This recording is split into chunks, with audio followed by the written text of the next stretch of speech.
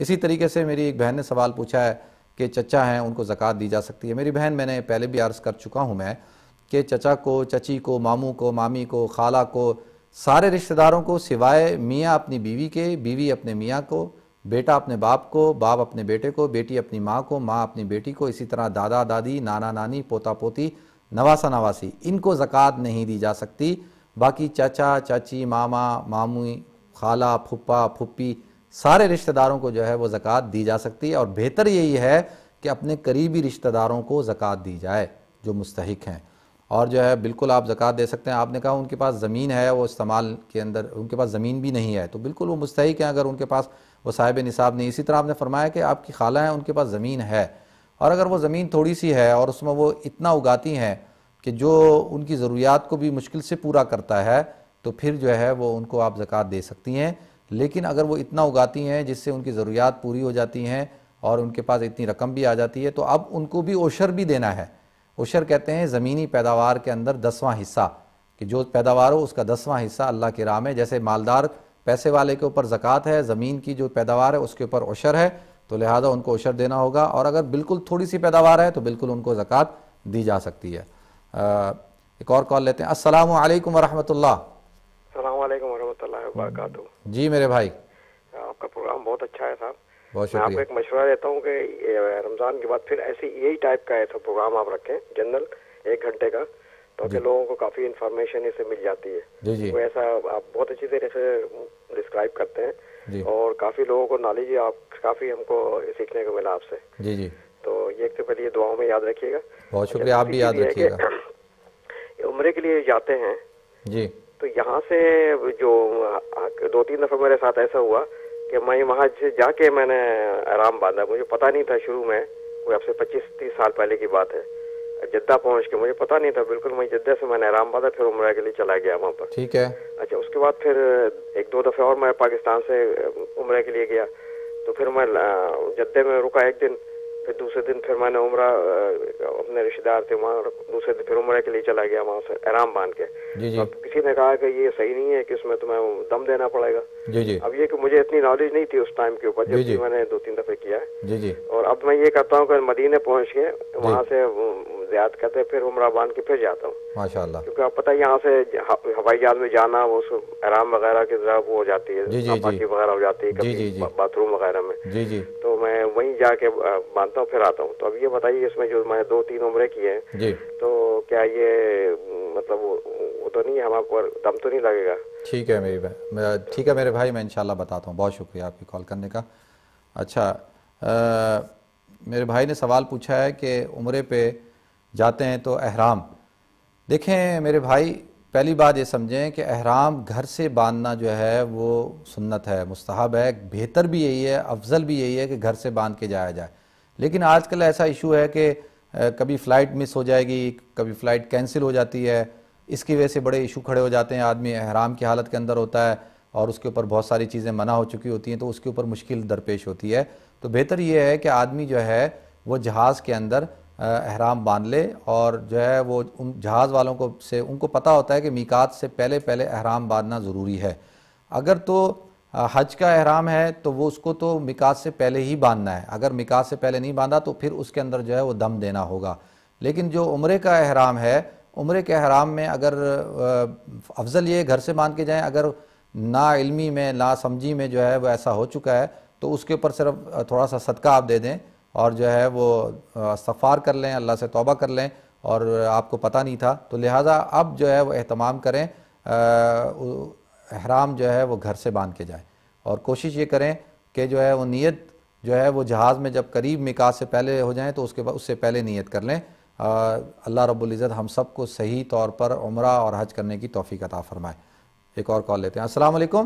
Hello, السلام علیکم. وعلیکم السلام ورحمۃ اللہ وبرکاتہ. جی بھائی، میں ایک یہ سوال آپ سے پوچھنا چاہتی تھی کہ یہاں پہ سپر مارکیٹ ٹائپ اپنا بزنس ہو تو اس میں اگر بیکن ہو، یعنی کہ پیکس آتے ہوں، تو اس کی جو انکم ہے ہم اس کو اگر ٹوٹلی الگ رکھیں اور اس کو بغیر ثواب کی نیت کے اگر ہم کسی کو دے دیں تو وہ کسی غریب کو ایز اے ماہانہ خرچہ لگا سکتے ہیں؟ جائز ہے؟ یا اس کے لیے کسی کا اپنے رشتہ دار کا انٹرسٹ پے کر دیں؟ کون سا عمل زیادہ بہتر ہے؟ ٹھیک ہے، میں بتاتا اور ہوں. دوسرا میں ایک یہ جاننا چاہتی تھی کہ اگر یہ جیسے نیوز پیپرز ہوتے ہیں فرسٹ تھنگ ان مارننگ، اگر گھر سے ہم وضو کر کے نکلیں فجر کی نماز کے لیے، اور نیوز پیپر کے اوپر جو ایڈز ہوتے ہیں اوریاں عورتوں کی پکچرز ہوتے ہیں، وہ ان اٹینشنلی نگاہ پڑنے سے وضو جاتا رہتا ہے یا کیونکہ آپ کی اٹینشن نہیں تھی تو دیکھنے سے رہ جاتا ہے؟ ٹھیک ہے. اور ایک یہ تھا کہ آخری رات کی عبادت کا درجہ زیادہ ہوتا ہے، تو جیسے آپ جانتے ہیں کہ یہاں اسکاٹ لینڈ میں تقریباً 1:30 بجے سے کہتے ہیں کہ فجر کا ٹائم بگنس، اینڈ فجر کی سن رائز جو ہے تقریباً 5 بجے کے بعد ہوتی ہے. تو ہمارے لیے بھی بہتر یعنی کہ کون سا آخری حصہ رات کا گنا جائے گا، فجر سے پہلے یعنی کہ سن رائز سے پہلے یا 1:30 بجے سے پہلے؟ آپ پلیز بتائیں. ٹھیک ہے میری بہن، میں بتاتا ہوں. بہت شکریہ جی آپ کی کال کرنے کا، جزاک اللہ. ایک اور کال لیتے ہیں. السلام علیکم. ہلو السلام علیکم. وعلیکم السلام ورحمۃ اللہ وبرکاتہ. جی میرے بھائی. جی میں نے پوچھنا یہ جو فطرانہ جو ہوتا ہے جی جی جی مسجد میں یہ کس طرح دینا چاہیے اور یہ کتنا دینا چاہیے، اور یہ جو فلڈ لو آیا پاکستان میں اس میں بھی یہ دے سکتے ہیں؟ ٹھیک ہے میں بتاتا ہوں میرے بھائی. اوکے بہت شکریہ جی آپ کی کال کرنے کا. ایک اور کال لیتے ہیں. السلام علیکم. ہلو السلام علیکم. وعلیکم السلام ورحمۃ اللہ. جی مفتی صاحب آپ کو کہنا تھا کہ آپ اپنا پروگرام آپ کا بہت اچھا، آپ روزوں کے بعد بھی کنٹینیو کیجیے گا انشاءاللہ. اور دوسرا آپ سے کوشچن پوچھنا تھا کہ اگر کسی نے حج یا عمرہ کرنا ہو وہ بینیفٹس کے پیسوں سے کر سکتے ہیں؟ حج یا عمرہ بینیفٹ کے پیسوں سے؟ جی ٹھیک ہے میری بہن بتاتا ہوں میں آپ کو. Okay thank you. اللہ حافظ جی. اچھا جی میری ایک بہن نے سوال پوچھا تھا کہ جی ان کی سپر مارکیٹ ہے اور سپر مارکیٹ کے اندر ظاہر سی بات ہے کہ اتنے زیادہ آئٹم ہوتے ہیں، کچھ آئٹم جو ہیں وہ حرام بھی ہوتے ہیں. تو اگر دیکھیں کہ یہ بہت اچھا ماشاءاللہ آپ تو سمجھدار ہیں، آپ نے خود ہی بتایا کہ جو انکم ان چیزوں کی ہوتی ہے وہ آپ الگ رکھتی ہیں، بہت اچھا کرتی ہیں، اور اس کے ذریعے سے آپ بغیر ثواب کی نیت سے غربا کو اور لوگوں کو بغیر ثواب کی نیت سے آپ دے سکتی ہیں. بالکل آپ صحیح کرتی ہیں. اور جو آپ نے کہا کہ کسی اور کے اوپر انٹرسٹ ہو گیا ہے تو اس کو بھی دے سکتی ہیں تاکہ وہ اس سے وہ سود کے پیسے اتار دے، تاکہ سود بھی ایک گناہ ہے، حرام ہے، گند ہے، تو لہٰذا اس کے ذریعے سے سود کو بھی اتارا جا سکتا ہے. اور دوسرا جو ہے وہ جیسے کسی کے اوپر ٹکٹ لگ جاتا ہے، آج کل پارکنگ ٹکٹ بہت زیادہ ہیں، اور وہ پارکنگ ٹکٹ لگ جائے وہ بھی اتارا جا سکتا ہے. کونسل ٹیکس بھی دیا جا سکتا ہے، اگر گورنمنٹ جو ہے وہ ٹیکس لگا دیتی ہے تو وہ ٹیکس بھی دیا جا سکتا ہے، اور قسم کے فائن بھی اس سے جو ہے وہ بھرے جا سکتے ہیں. اسی طریقے سے جو ہے وہ پوچھا گیا ہے کہ سوال یہ ہے کہ وضو کر کے اگر گھر میں یا گھر سے باہر، آج کل یہاں تو ہر جگہ سائن بورڈ، تصویریں، میگزین، ہر جگہ اوریاں تصویریں ہوتی ہیں. آپ اوریاں تصویروں کی بات کر رہے ہیں، یہاں تو اوریاں لڑکیاں پھر رہی ہوتی ہیں. تو دیکھیں نظروں کی حفاظت کرنے کی ذمہ داری میری اور آپ کی، ہم سب کی ہے، مرد کی بھی ہے، عورت کی بھی ہے. قرآن کہتا ہے کل المؤمنین یغضوا من ابصارہم، کہ اے نبی کریم صلی اللہ علیہ وسلم کہہ دیجئے مومن مردوں کو بھی کہ وہ بھی اپنی آنکھوں کی نیچے کریں، اور مومن عورتوں کو بھی کہہ دیں وہ بھی اپنی نگاہوں کو نیچے کریں. لیکن اگر اتفاقاً انسان کی نظر پڑ جاتی ہے تو جو ہے وہ اس کے اوپر گناہ نہیں ہے، لیکن نظر کو جمانا اور بار بار دیکھنا یہ گناہ کی بات ہے، اور اس سے جو ہے وہ وضو کو کوئی فرق نہیں پڑتا، وضو نہیں ٹوٹتا. ہاں اگر آدمی جان بوجھ کر دیکھتا ہے، اوریاں تصویریں دیکھتا ہے یا اوریاں عورتوں کو دیکھتا ہے تو وہ وضو تو نہیں ٹوٹے گا اس سے، لیکن وہ وضو کی جو نورانیت ہے، جو کیفیت ہے، وہ ختم ہو جائے گی. تو لہٰذا وضو ہے کیا چیز؟ آپ یہ دیکھیں کہ وضو جو ہے وہ انسان کو حکم دیا جا رہا ہے اپنے چہرے کو، ہاتھ کو، پاؤں کو دھو، پورے جسم کو دھونے کا حکم نہیں دیا جا رہا. اگرچہ انسان ٹوائلٹ جاتا ہے، پیشاب کرتا ہے یا اس کی گیس خارج ہوتی ہے تو وہ تو ایک مخصوص جگہ سے ہوتی ہے، اور جو ہے وہ حکم دیا جا رہا ہے صرف چہرے کو دھو، ہاتھوں کو دھو. اس کی وجہ یہ ہے کہ اللہ رب العزت چاہتے ہیں کہ جب انسان وضو کرتا ہے وَجَعَلْنَا مِنَ الْمَاءِ كُلَّ شَيْءٍ حَيٍّ، اللہ نے پانی کے اندر حیات رکھی ہے، پانی کے اندر طہارت رکھی ہے. تو ہم جب وضو کرتے ہیں تو ہم کہتے ہیں اللہ ہم نے جیسے جسمانی طور پر اپنے آپ کو فریشنس، بشاشت حاصل کی ہے، تو آپ ہمیں روحانی طور پر بھی ہمیں پاک صاف کر دیں. تو جب آدمی فریش ہو کے، تو بہتر یہ ہے کہ دوبارہ اس کو وضو کر لینا چاہیے، لیکن اگر وضو نہ کرے تو اس کا وضو نہیں ٹوٹتا، وہ نماز پڑھ سکتا ہے. اسی طریقے سے جو ہے آپ نے پوچھا آخری رات کی عبادت، دیکھیں جو 24 گھنٹے ہوتے ہیں اس میں سورج طلوع ہونے سے یعنی صبح صادق سے لے کے غروب آفتاب تک ہم دن کو متعین کرتے ہیں، یہ دن کا وقت ہے. اس کے اندر جو ہے وہ زوال جو ہوتا ہے وہ آدھا دن کو کہا جاتا ہے.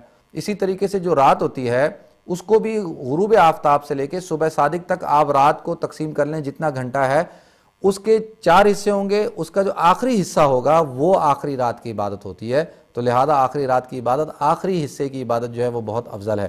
اسی طریقے سے میرے بھائی نے سوال پوچھا ہے کہ فطرانہ جو ہے وہ کتنا ہے. دیکھیں فطرانہ جو ہے وہ کم سے کم آج کے دور کے اندر آدمی جو ہے جو خود کھانا کھاتا ہے، بہتر کھانا جو ہے وہ اس کا ایک وقت کا ہو یا 250 گندم کی جو قیمت ہوتی ہے اس کے بقدر ہوتا ہے، تو آج کے حساب سے 4 پاؤنڈ ایک شخص کا فطرانہ بنتا ہے، اور فطرانہ اپنی طرف سے اپنے نابالغ بچوں کی طرف سے بھی دینا ہوگا۔ جو بچہ صبح صادق سے پہلے عید کے دن پیدا ہو اس کی طرف سے بھی جو ہے فطرانہ دینا ہوتا ہے، اور فطرانہ بالکل سیلاب زدگان ہیں ان کو دیا جا سکتا ہے، وہ بالکل ہماری مدد کے اس وقت منتظر ہیں، وہ مستحق ہیں، ان کو دیا جا سکتا ہے۔ اسی طریقے سے میری بہن نے سوال پوچھا ہے حج یا عمرہ بینیفٹ کے پیسوں سے کیا جا سکتا ہے نہیں کیا جا سکتا؟